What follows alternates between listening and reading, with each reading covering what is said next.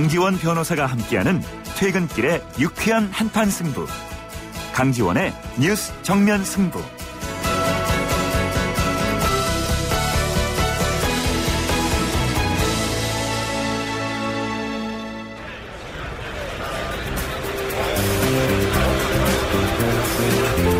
그들의 이야기가 아닌 우리, 진짜 우리들의 이야기를 들어봅니다.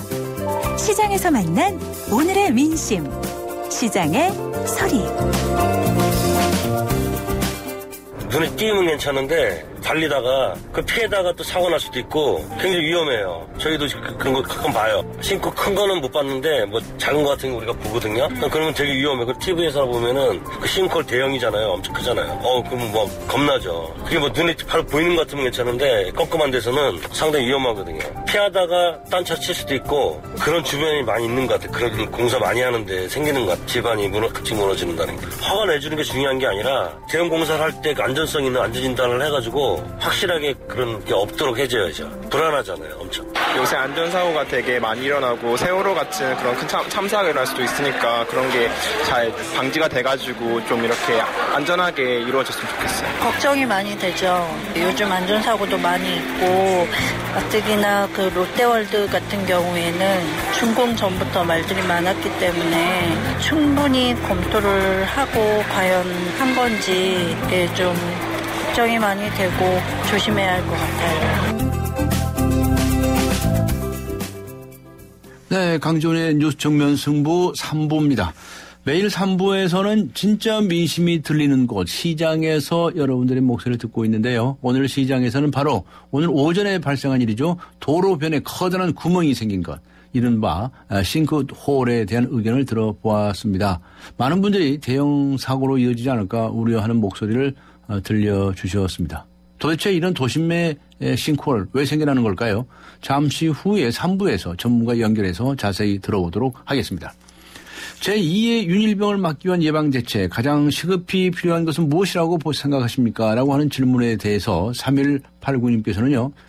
폭행을 가하는 사병은 계급 강등 그리고 이에 따른 복무기간을 연장하게 하면 이런 불상사는 근절될 것 같습니다. 라고 적어주셨고요. 4854번님께서는 가혹행위 제보자에게 제대의 날짜를 앞당겨 주면 개선이 되지 않을까요? 라는 의견을 주셨습니다.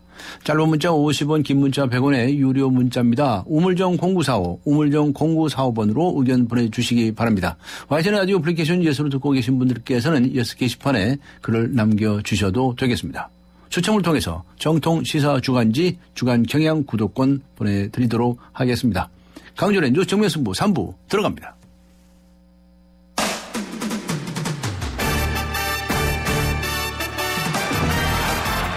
네, 뉴스 정면 승부 3부 우선 스포츠 소식부터 알아보고 가겠습니다. 중앙일보의 박린 기자 연결합니다. 안녕하세요.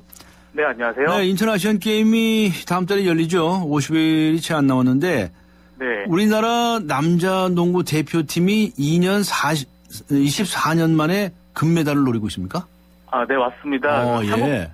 한국 남자 농구 대표팀은 2002년 부산 대회 이후에 24년 만에 금메달을 향해 달리고 있는데요. 네. 네, 대표팀은 지난달 뉴질랜드와 5차례 홈앤어웨이 평가전에서 2승 3패로 선전했습니다. 네. 뉴질랜드는 세계 랭킹이 한국보다 12계단 높은데요. 한국 대표팀은 일단 이번 달 30일 스페인에서 열리는 농구 월드컵에 16년 만에 출전합니다. 객관적인 전력상 세계 랭킹 31위인 한국은 4위 리투아니아, 9위 호주 등과 같은 조에 속해서 1승도 장담하기 쉽지 않은데요. 예.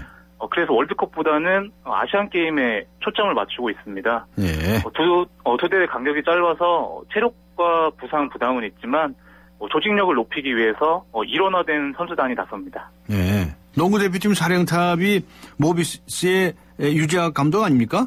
아, 예, 맞습니다. 네. 어떤 농구를 하겠다고 준비하고 있답니까? 아, 네. 사실 지난 5월 진천 선수촌 합숙훈련 당시에는 대표팀 전력이 50% 수준이었거든요. 예. 네, 미국 출신 SK 헤인지 선수 특별 귀화를 추진했는데 무산됐고요. 네, 그랬었죠. 네, 기대주 김민구 선수가 음주운전 교통사고로 전력에서 이탈했습니다. 그 망가지 수를 지녔다고 해서 별명이 만수인 유재학 대표팀 감독이 한국형 농구 프로젝트를 진행 중인데요. 네. 2010년 광저우 아시안게임 때 지휘봉을 잡은 유 감독은 신체 조건과 개인 기량 한계를 절감하고 한국형 농구를 만들어가고 있습니다. 한국형 농구. 네, 맞습니다. 네, 강력한 압박 수비와 빠른 속공으로 상대 체력을 떨어뜨린 다음에 4쿼터에 승부를 거는 전략이고요. 예. 주전과 비주전 구분 없이 12명을 수시로 교체해서 40분 내내 올코트 프레스를 펼칩니다. 네. 엔트리 논란에 휩싸인 브라질 월드컵 축구 대표팀과 달리 유 감독은 선수 선발에서도 친분, 명성, 병역 특례는 배제하고 네. 이길 수 있는 팀 구성에 초점을 맞췄습니다. 당연히 이렇게 해야죠. 네, 자, 맞습니다. 그런데 우리나라의 금메달 가능성은 있습니까? 네, 농구 전문가들은 한국, 이란, 필리핀, 중국을 우승 후보로 꼽고 있는데요. 예. 하지만 한국 라이벌들 몇 명이 만만치 않습니다. 만만치 않아요. 예. 네, 이란에는 미국 프로농구 출신 신장이 2m 18cm인 센터 하다디 선수가 버티고 있고요. 네. 필리핀에는 지난해 8월 아시아 선수권 4강에서 한국의 패배를 안긴 국가입니다. 그리고 아시아 선수권에서 38년 만에 4강 진출에 실패한 중국은 명예 회복을 노리고 있거든요. 네. 하지만 한국은 2002년 부산 아시안 게임에서 연장 혈투 끝에 중국을 누르고 우승했던 영광 재현을 노리고 있습니다. 농구 대표팀은 내일 진천 선수촌에서 재소집돼서요. 네. 마지막 당금질에 나섭니다. 지켜봐야 되겠군요. 알겠습니다. 네. 네. 자, 이번엔 프로 야구 소식 알아보죠. 넥센의 강정호 선수가 7월 최우수 선수에 선정이 됐습니까? 네, 맞습니다. 유격수 역대 한 시즌 최다 홈런 신기록을 세운 넥센 강정호 선수가 예. 데뷔 후에 첫 월간 MVP에 선정됐습니다. 강정호 선수는 프로야구 취직기자단 투표에서 28표 중에서 9표를 얻어서 9표? 네, 팀 동료 베네켄, LG의 이병기 선수를 제치고 7월 최우수 선수로 뽑혔습니다. 강정호 선수는 지난달에 17경기에 출전해서요. 홈런 7개로 1위, 그리고 장타율 1위, 득점 출루율 2위 등 타격 전 부문 최상위권에 이름을 올렸고요. 특히 어제 LG전에서 올 시즌 31번째 홈런을 터뜨려서 이종범 코치가 보유했던 유격수 한 시즌 최다 홈런 기록을 17년 만에 경신했습니다. 네, 알겠습니다. 네. 자, 축구 소식도 한 가지 전해 주시지요. 판할 맨체스터 유나이티드 신인 감독이 부임 3주 만에 우승을 이끌었네요. 네, 그렇습니다. 잉글랜드 프로축구 맨체스터 유나이티드가 한국 시간으로 오늘 오전 미국 마이애미에서 열린 기네스 인터내셔널 챔피언스컵 결승에서 리버풀을 3대1로 꺾고 정상에 올랐습니다. 메뉴는 전반 14분 제라드 선수에게 페널티킥 선제골을 내줬는데요. 후반 10분 웨인 루니 선수의 동점골, 후반 12분 후안 마타 선수의 결승골, 그리고 후반 44분 제시 링가드 선수의 쐐기골을 묶어서 역전승을 거뒀습니다. 사실 메뉴는 지난 시즌 퍼거슨 감독 후임인 모에스 감독 체제에서 리그 7위에 그쳤거든요. 네. 비록 친선대회지만 네덜란드 출신 판할 메뉴 신인 감독이 부임 3주 만에 우승을 이끌면서 네. 명가 부활의 신호탄을 쐈습니다. 앞서 판할 감독은 브라질 월드컵에서 네덜란드 지휘목을 잡고 3백과 빠른 역습으로 3위를 이끌었는데요. 예. 판할 감독이 메뉴 지휘봉을 잡고 이번 대회에서 이탈리아의 AS 로마와 인터밀란, 스페인의 레알 마드리드를 꺾으면서 강력한 리더십을 증명했습니다. 예, 알겠습니다. 수고하셨습니다.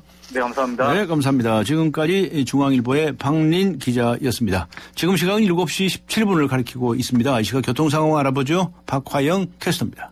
네, 하루 종일 찜통 같은 무더위가 이어지고 있는데요. 어제보다 화요일인 오늘이 차량 열기가 더 좀 가열되어 있습니다. 교통량이 곳곳으로 많은 편이고요. 백제고분로 지하차도 앞 싱크홀로 통제가 됐었는데 지하차도 부근 배명사거리에서 석촌역 교차로 부근 지금은 양방향 한 개 차로가 통행이 재개되면서 소통이 가능해졌습니다. 버스도 정상 운행되고 있습니다. 영등포에서 구로동 쪽으로 갈 수 있는 경인로 서울교 위로 정체가 되고 있고요. 물레동 사거리 삼거리 통과하는 데도 밀립니다. 반대쪽으로는 구로역에서 거리공원 입구 삼거리 쪽으로 시속 10km 안팎입니다. 이 밖에 국회대로 경인 첫 번째 지하차도 안에 사고가 있었기 때문에 영등포에서 목동역을 지나 경인 첫 번째 지하차도까지 천천히 움직이고 있습니다. 강지원의 뉴스 정면 승부 교통정보였습니다.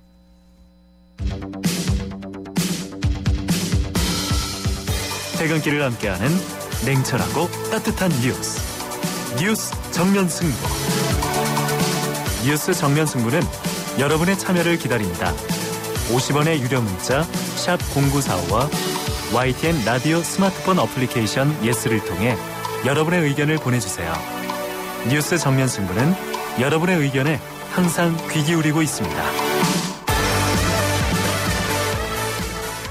네, 요즘 잠실에서는 땅이 자꾸 꺼진다고 합니다. 바로 오늘 오전에도 석촌역 인근 도로에 커다란 싱크홀이 생겼다고 하는데요. 도로 한복판이 뻥 뚫려서 교통까지 전면 통제됐다고 합니다. 주민들은 불안에 떨고 있습니다. 인터넷상에서는요, 싱크홀 발생 지도까지 돌아다닌다고 합니다. 단순한 우연일까요? 자세한 이야기 알아보겠습니다. 관동대학교 토목학과의 박창근 교수 연결합니다. 안녕하세요. 네, 안녕하십니까. 석촌동 싱크홀 그거 엄청 크던데요? 맞습니까? 네, 저기 크기가 예. 폭이 10m. 네. 가로 세로가 10m, 5m, 깊이가 한 5m 정도 되는. 예. 제가 최근에 봐온 것 중에서는 가장 큰 싱크홀로 기억이 되고 있습니다. 근데 잠실 인근에서 이런 싱크홀이 생긴 것이 한두 번이 아니라면서요? 네, 이번에 보면 이제 네 번째. 네, 생긴 건데. 네.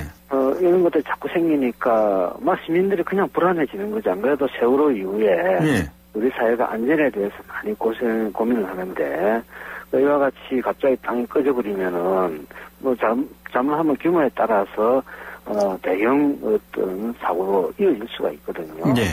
그래서 그런 것들이 시민들을 불안하게 하고 있지 않나, 그렇게 봅니다. 네, 이번에 생긴 그 싱크홀이 이전에 생겼던 이 싱크홀하고 좀 다른 점이 있습니까? 규모가 상당히 컸다는 거. 규모가 컸다는 거? 네, 그리고 이번에 그 싱크홀을 막는데, 예. 20톤 트럭 10여 대 분의 분량의 흙을 집어넣었다고 지금 알려지고 있거든요. 예. 그러니까 지하에 상당히 큰 구멍이 생겨져 있다고 볼 수가 있습니다. 네, 그렇군요.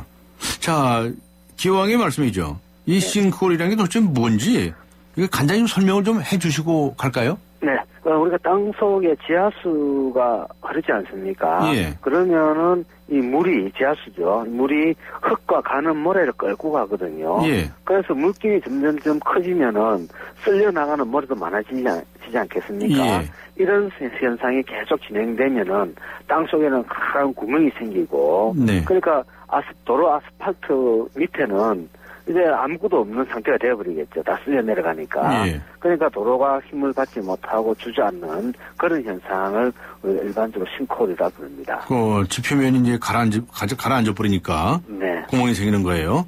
네. 자, 이게 갑자기 땅이 꺼진다는 게 참 상상하기 어려운 일인데, 왜 그러면 그 지하수가 그렇게 갑자기 강해져가지고 땅 속에 흙들을 그렇게 끌고 가는지, 도대체 이걸 이유가 뭔지를 설명을 좀 네. 해봐 일단은 주시겠습니까? 물길이, 그러니까 평상시에는 네. 지하수위가 안정이 되어 있기 때문에 지하수 흐름이 아주 느리거든요. 예. 그럴 경우에는 모래나 흙들을 잘 끌고 가지 못하는데, 예. 예를 들어서 깊은 터파기 공사를 했다든지, 네. 또는 지하에 지하철 공사를 한다든지, 네. 이럴 경우에는 거기로 물이 많이 빠져 들어가지 않겠습니까? 예. 그러면은 물의 흐름이 빨라지거든요. 네. 그래서 지하수 흐름이 빨라지게 만들면은 결국은 모래라든지 흙들을 끌고 갈 수가 있는데, 그러니까 지하수 공급원이 있어야 되겠죠. 네.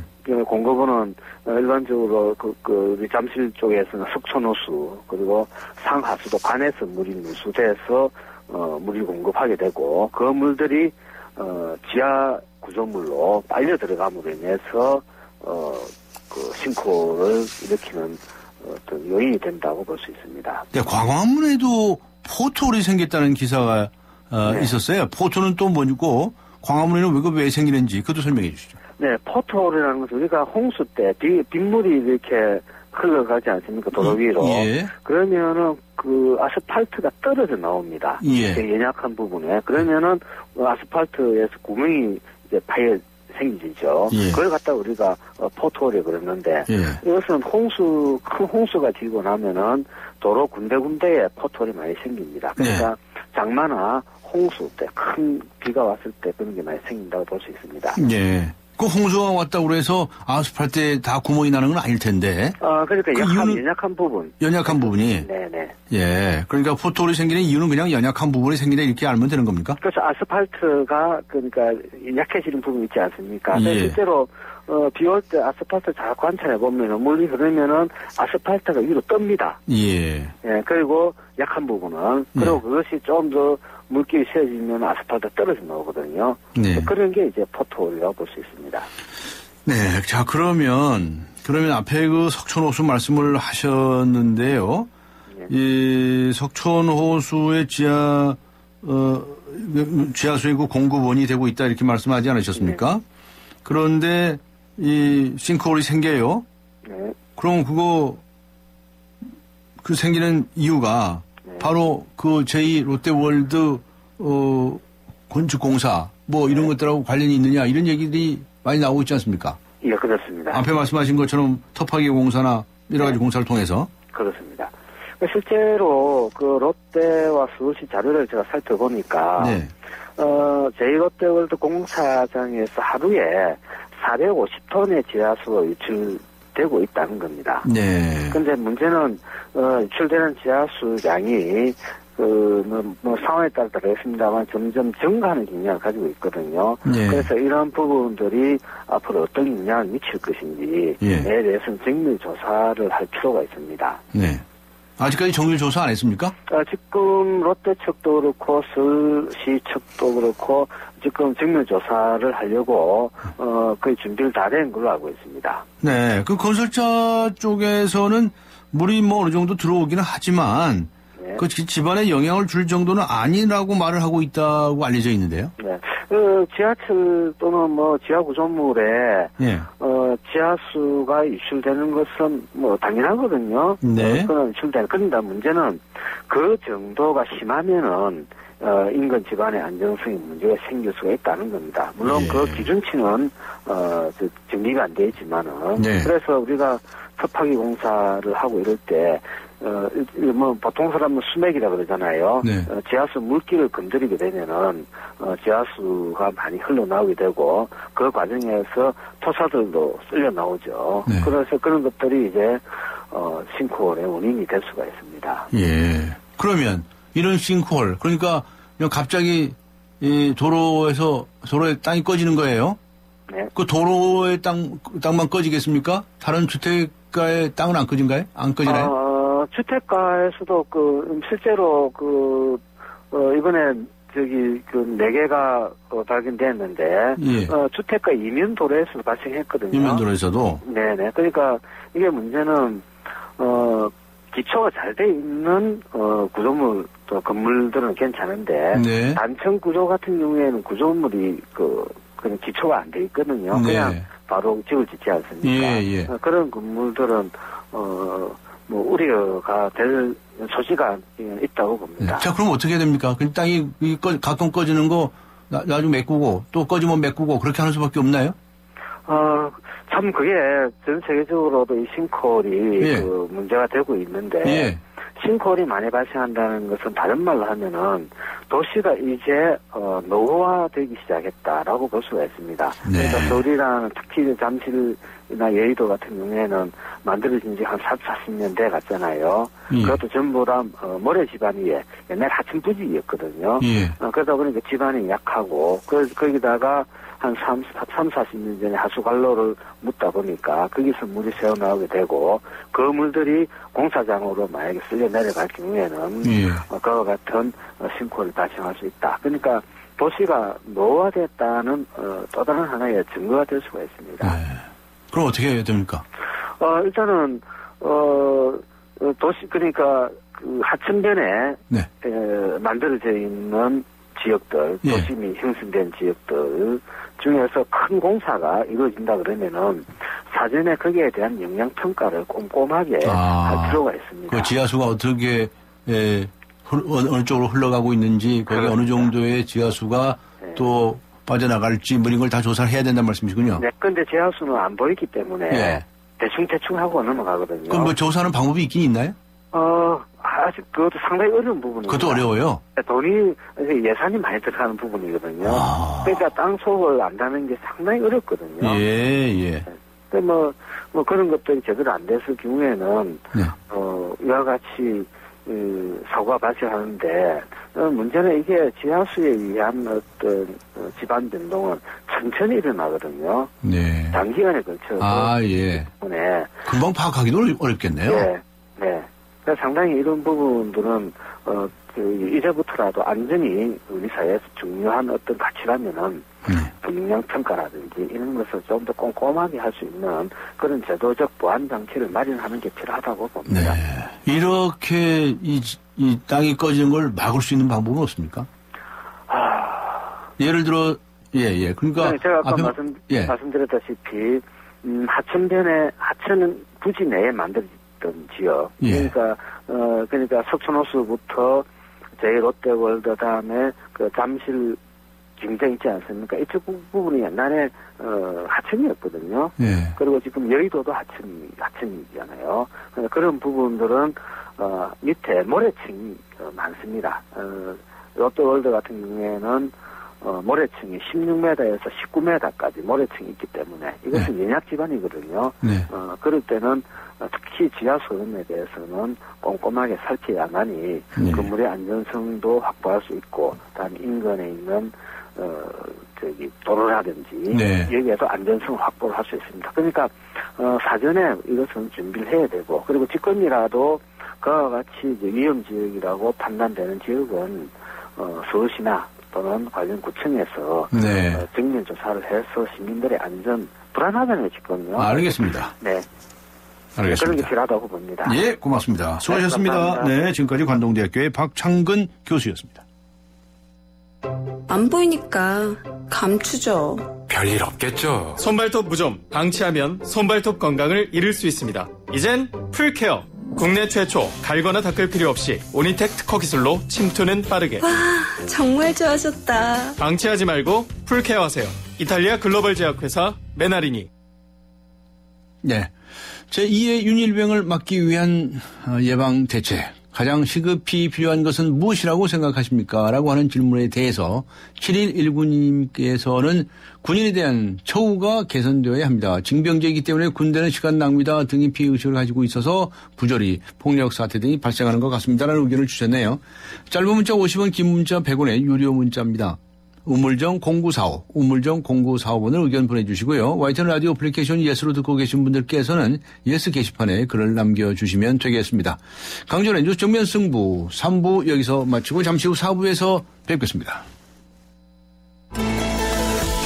인천 지역 맞춤형 일자리 창출 지원 사업. 인천 지역에 맞는 맞춤형 교육을 통해 준비된 인재가 지역의 관련 기업으로 취업하는 사업입니다. 취업 희망자는 채용 희망 기업이 원하는 기술이나 지식을 배울 수 있어서 좋고, 채용 희망 기업은 기업이 원하는 능력을 갖춘 취업 희망자를 뽑을 수 있어서 좋은 인천 지역 맞춤 일자리 창출 지원 사업. 자세한 사항은 인터넷 홈페이지 injob.or.kr에서 확인하실 수 있습니다. 이 캠페인은 고용노동부, 인천광역시, 차단법인 인천벤처기업협회와 함께합니다. 서양 고전음악을 완성시킨 천재 작곡가 악성 베토벤. 그의 음악적 잠재력을 일깨워준 사람은 스승인 크리스티안 네페 선생님이었습니다. 네페 선생님은 지루한 이론과 반복적인 연습을 강요하지 않았습니다. 이탈리아와 프랑스, 독일의 유명한 오페라를 감상할 기회를 마련했고, 어린 베토벤이 음악에 대해 더 깊이 느끼고 생각할 수 있도록 이끌었습니다. 가르치는 것이 아니라 깨우치는 교육, 아이들의 잠재력을 활짝 꽃피우는 우리 교육의 희망입니다. 이 캠페인은 I am the key, 눈높이 대교와 함께합니다. 강지원의 뉴스 정면 승부. 네, 제2의 윤일병을 막기 위한 예방 대책, 가장 시급히 필요한 것은 무엇이라고 생각하십니까? 라고 하는 질문에 대해서 5706번님께서는 이렇게 문자를 보내주셨네요. 일선 부대의 지휘관 이하 간부들을 대상으로 철저한 교육과 문제 발생 시 형식상의 징계가 아닌 인사, 직위 해제 등의 불이익이 수반되어야 합니다. 라고 적어주셨고요. 8265님께서는 어떠한 일이 있어도 병사들이 가족과 주 1회 전화통화하는 것을 의무화하는 것은 어떨까요? 라는 의견을 주셨군요. 네, 짧은 문자 50원, 긴 문자 100원의 유료 문자입니다. 우물정 0945, 우물정 0945번으로 의견 보내주시고요. YTN 라디오 애플리케이션 예스로 듣고 계신 분들께서는 예스 게시판에 글을 남겨주시기 바랍니다. 강전의 뉴스 정면 승부 4부 들어갑니다.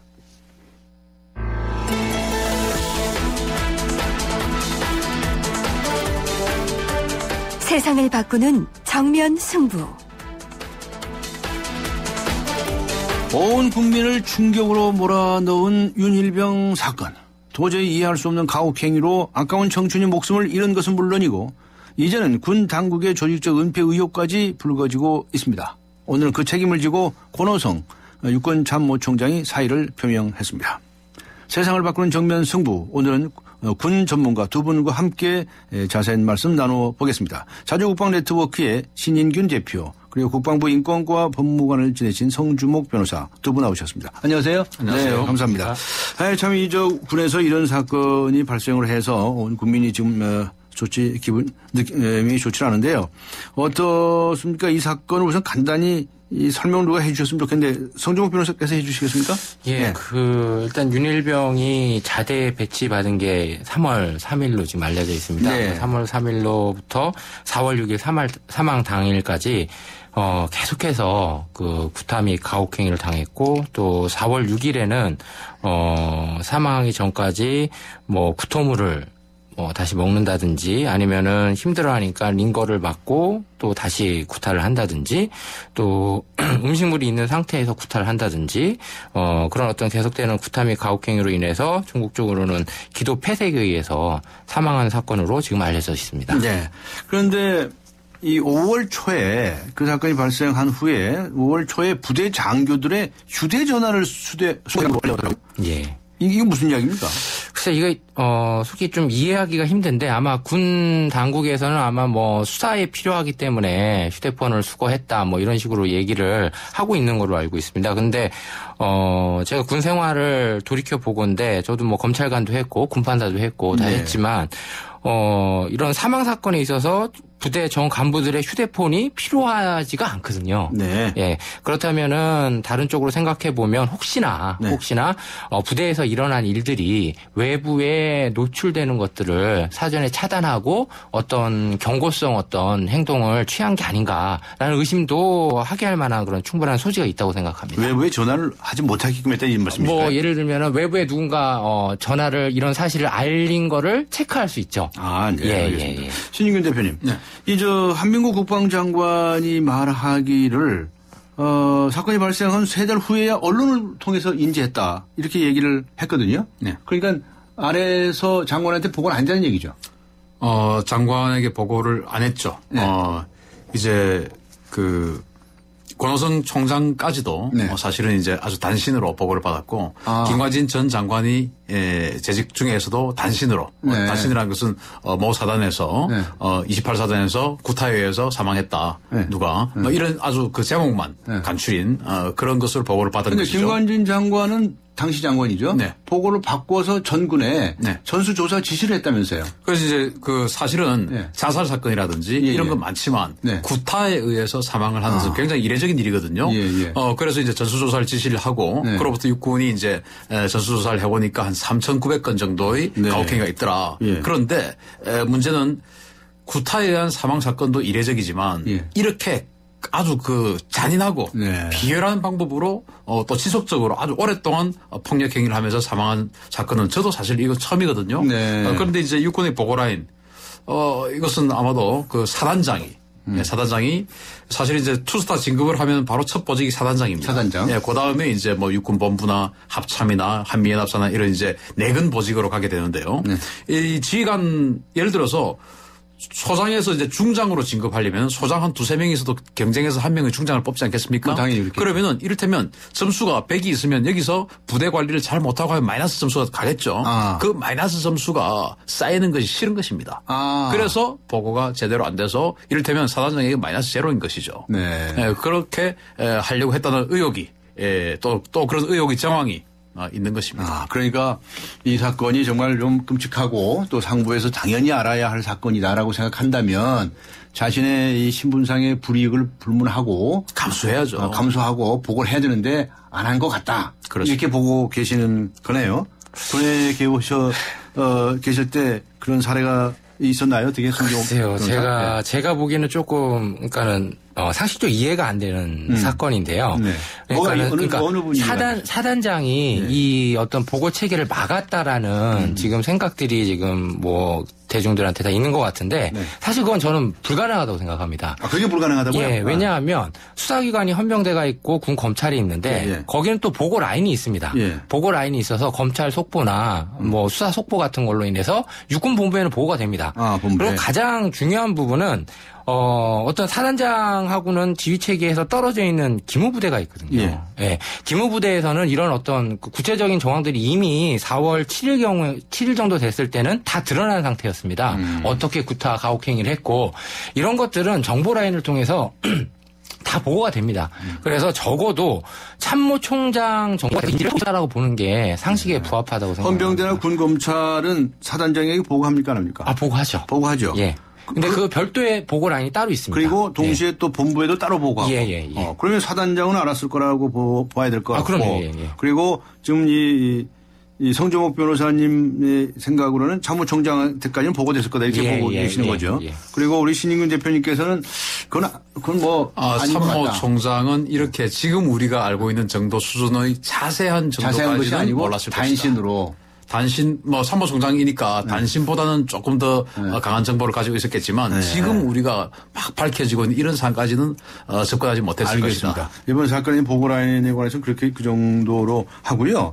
도대체 실제 군대 내에서 폭력 상황이 어느 정도입니까? 성종 변호사께서는 군에도 계셨고 또 군 인권 문제에 관해서도 관심을 많이 가지셨었는데 솔직하게 좀 얘기해 보세요. 2005년에 이제 인분 사건으로 인해서 이게 사회적인 이슈화가 되지 않았습니까? 2005년이었죠? 예, 2005년이었습니다. 그 전에는 뭐 일단은 국민들한테 어떤 군내 가혹 폭행이라는 게 그렇게 알려지지 않았고요. 예, 그리고 관심도 없었고 군에 가면 의련이 맞으려니 하는 게 또 우리 국민들의 생각이었죠. 맞는 것이 뭐 그냥 우리 당연한 것처럼 그렇게 생각을 하고 있었죠. 예, 근데 2005년에 또 워낙 충격적인 인분을 먹이는 그 사건이 설명 좀 하실래요? 예, 그 육군 훈련소에서 소대장이 그러니까 훈련을 잘 안 한다는 이유로 훈련병들을 모아놓고 화장실에서 변기에 이렇게 묻어있는 인분을 먹어라 하고 지시를 한 거죠. 그러니까 이거는 조금 2005년도에 국민 정서상 받아들일 수 없는 또 충격적인 사건이었거든요. 그래서 그 이후로 구타 및 가혹행위를 근절한다라는 어떤 미명하에 계속해서 이제 정책적인 드라이버가 걸려왔습니다. 근데 사실 계속해서 살펴보면 그러니까는 그 정도는 줄어들고 있지만은 이 사건에서 알 수 있다시피 군내 구타 및 가혹행위라는 것들은 지금까지도 상존하고 있고 또 병사들에게 심각한 또 트라우마를 입히고 있고 또 피해를 입히고 있는 그런 현실적인 문제라고 생각을 합니다. 신인균 대표님께서 파악하시는 바는 어떻습니까? 이제 우리 군에서 지금 자살을 끊이지 않게 하고 있지 않습니까? 이를테면 그 자살만 해도 1980년도 같은 경우에는 한 370여 명이 자살을 했어요. 군내에서. 그런데 지금 이제 2013년도 같은 경우에 한 70여 명이 자살을 했습니다. 자살의 숫자가 많이 줄었죠. 그런데 우리 사회에서는 자살의 숫자가 1980년도에 비해서 지금 많이 늘었죠. 사회에서는 많이 늘었죠. 그래서 세계 최고를 그렇습니다. 지금 이제 군 내에서 자살하는 인구 예를 들어 10,000명당 자살 비율과 사회에서의 자살 비율을 따지면 군 내 자살 비율이 한 47%밖에 안 됩니다. 그래서 또 이제 관리 감독을 열심히 한다는 반증이긴 한데 문제는 거기에는 우리가 가기 싫음에도 불구하고 갔다는 것이죠.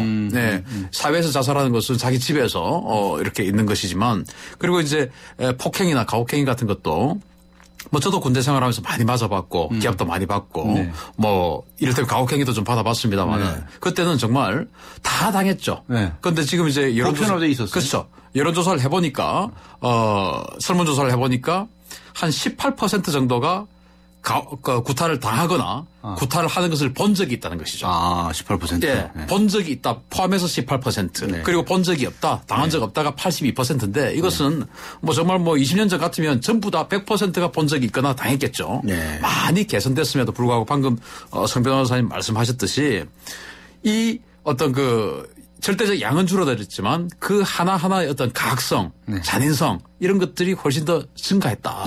이렇게 평가할 수 있습니다. 내무반 생활관이라고 하죠. 네. 에서 요즘 뭐 얼차려 같은 거 시키는 거 이런 건 없어졌다고 얘기하던데요. 금지했습니다. 금지했고 요즘은 어떻게까지 또 발전을 했냐면은 이제 그 전방의 GOP 부대 말고 그 GOP 바로 아래에 있는 걸 회화 부대라고 그럽니다. 거기에서부터 이 후방 부대는 전체가 대대급으로 생활하고 있는 부대들이 있지 않습니까? 거기는 동기 내무반입니다. 이를테면 같은 기수끼리만 같이 방에 거주를 하는 것이죠.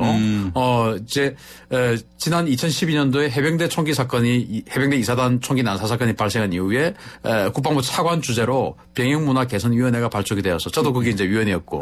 예. 그래서 이제 그때 제가 저도 이제 강력하게 주장을 했던 것이 군인들이 정말 자기 낮에 하는 어떤 그 근무가 있지 않습니까? 의무복무병사들도 근무가 있으면 근무 마치고 내무반에 들어가는 것이 지옥처럼 느껴지는 이 병영. 이걸 고쳐야 된다. 예. 그래서. 잠자로 들어가는데요. 네. 잠자로 쉬러 들어가는 내무반이 돼야지 거기에 들어가는 것이 또 하나의 가장 강력한 고통인 이것을 바로잡아야 된다. 그래서 이제 그때 나온 것이 동기생활관이에요.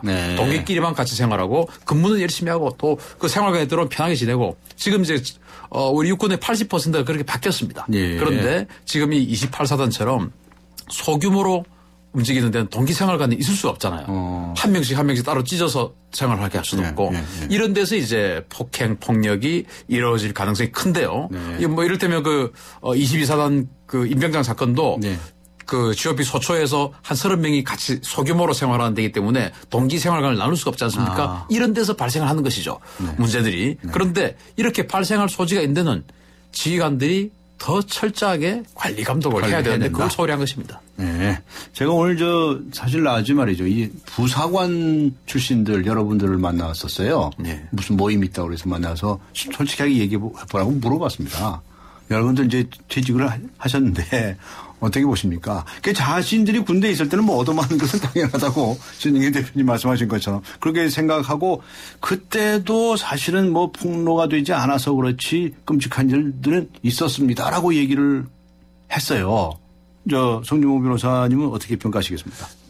뭐 그분들이 언제 근무를 하셨는지 모르겠는데 제가 군에 이제 처음 들어온 게 2000년 초반인데 그때도 뭐 저희 선배들이나 뭐 이렇게 들리는 얘기에 따르면 뭐 헛간에서 폐막사에서 뭐 무차별로 구타를 했다. 뭐 이런 얘기들이 뭐 얘기를 하는 걸 들었거든요. 그러니까는 구타 및 가혹행위라는 것들이 계속해서 현존을 뭐 과거에도 해왔고 지금도 하고 있다고 그렇게 봐야 될 것 같습니다. 결국 이 적폐라고 보는 것에 관해서는 이의가 없으시군요. 두 분 다.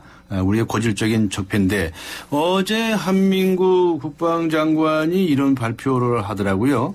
이 민군관 위원회를 만들겠다. 라고 해가지고 개선하겠다 이렇게 얘기를 해요.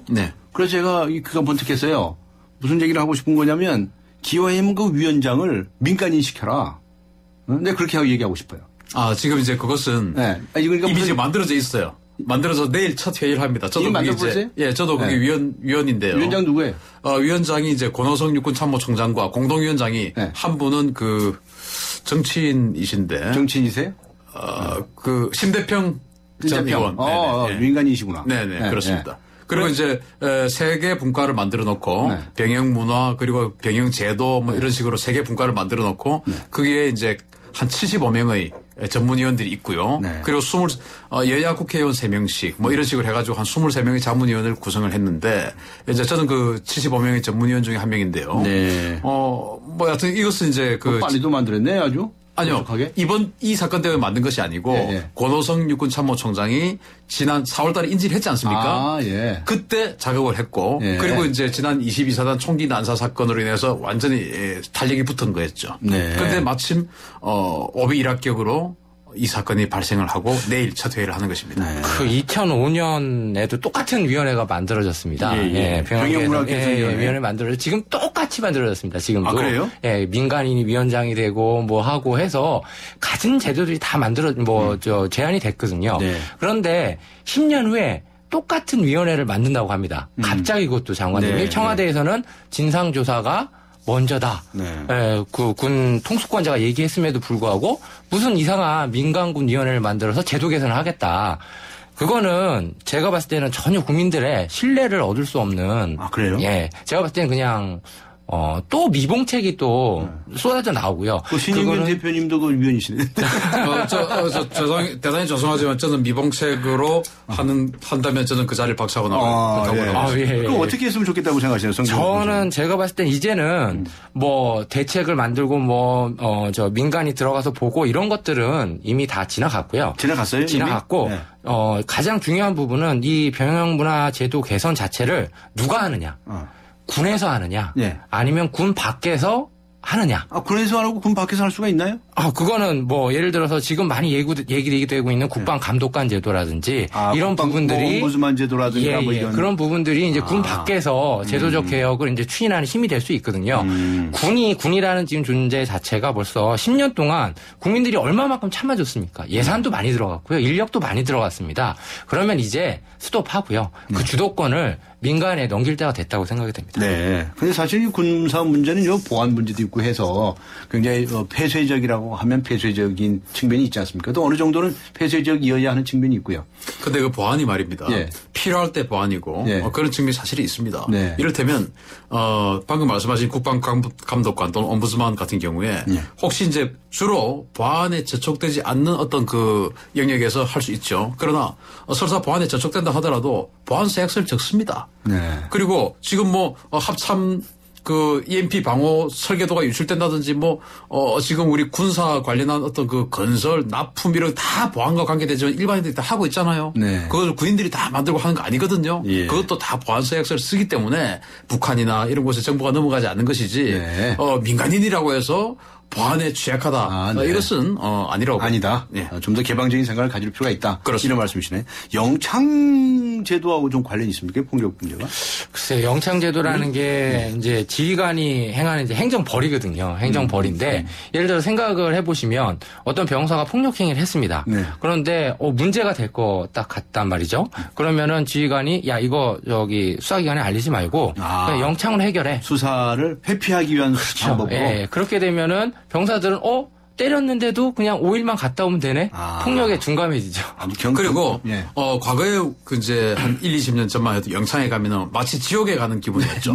그래서 그 영창에 가지 않기 위해서라도 또는 군기교육대에 가지 않기 위해서라도 법을 지키죠, 규칙을. 그런데 지금 국가인권위원회의 공고사항 때문에 영창에서 기합이나 얼차려 이런 거 주지 마라 그랬어요. 그래서 지금 영창 가면요. 영창 최장 보름인데 보름 동안 영창을 간다 하더라도 독서만 하고 옵니다. 반성문 쓰고 독서하고 그러고 옵니다. 호강하고 오네요. 그러니까 예를 들어서 다음 주에 우리 부대가 유격 훈련인데 유격 훈련 너무 가기 싫어요. 후배 하나 두드려 영창 가면 독서하고 오는 겁니다. 전혀 영창이라는 것이 두려움의 존재가 아니죠. 그래서 그 영창이 과거처럼 뭔가 억제력으로 작용하지 못하고 있는 것입니다. 알겠습니다. 그래서 이제 그런 너무 관대한 그런 조치들이 오히려 이런 문화를 고치는데 도움이 별로 안 줬다 하는 지적의 말씀을 드리고요. 자, 이제 바꿔야죠. 이제 우리 사회의 이 폭력 불감증이 말도 못합니다. 사실은 학교 폭력, 가정 폭력 말이죠. 그제는 왜 또 김해에서 여고생이 그 끔찍한 사건 생기지 않았습니까? 여학생들이 그런 정도의 행동하는 그런 폭력 문화가 있는데 고쳐나가야 하는데 함께 지혜를 모아야 하겠습니다. 근데 두 분께서는 너무나 말씀을 잘하셔가지고 시간이 다 돼버렸습니다. 아주 중요한 한단님 말씀. 지금 이것을 바로 잡으려면은 기본적으로 근본을 바꿔야 됩니다. 지금 그 병역 기간이 출산율에 비해서 병역 기간이 단축되다 보니까 24개월에서 21개월로 줄였지 않습니까? 한 달 줄이면 2만 명의 병력이 더 들어와야 되거든요. 과거에 군대 안 와도 될 사람이 6만 명이 군에 더 온 겁니다. 지금 육군에 45,000명의 그 관심병사가 있는데 과거 같았으면 10년 전 같았으면 군에 안 와도 될 사람이었던 겁니다. 그리고 과거에는 문신이 있거나 전과에 있으면 군대 못 왔어요. 지금은 다 오는 겁니다. 그래서 이런 부분을 다시 환원을 하든지 해서 뭔가 정말 군에 와서는 안 될 사람을 좀 걸러낼 수 있는 완충 지역을 만들 필요가 있습니다. 예, 알겠습니다. 오늘 시간 여기서 마쳐야 되겠습니다. 감사합니다. 예, 감사합니다. 자주국방 네트워크의 신인균 대표 또 성주목 변호사와 함께 했습니다.